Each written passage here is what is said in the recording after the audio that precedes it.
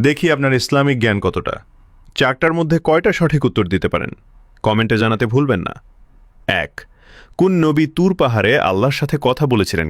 এ. হজরত সলেহ আলহিসাল্লাম, বি. হজরত মুসা আলহিসাল্লাম, সি. হজরত হারুন আলহিসাল্লাম।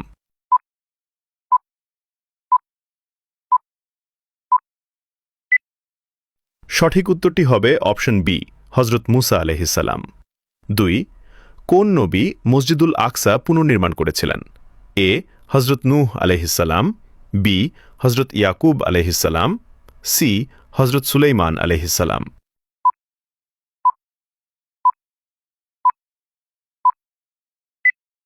সঠিক উত্তরটি হবে অপশন সি, হজরত সুলাইমান আলহিসাল্লাম।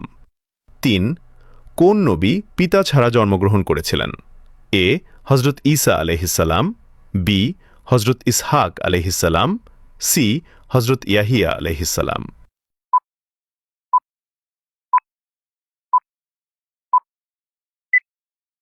উত্তরটি জানার আগে চ্যানেলটি সাবস্ক্রাইব করে দ্বীনি কাজের অংশীদার হয়ে যান।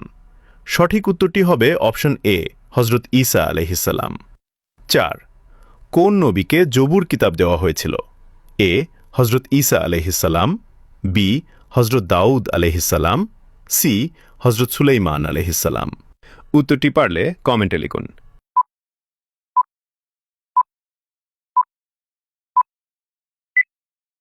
উত্তরটি জানার আগে ভিডিওটিতে একটি লাইক করো এবং চ্যানেলে নতুন হয়ে থাকলে চ্যানেলটিকে সাবস্ক্রাইব করুন এরকম আরও ভিডিও দেখার জন্য।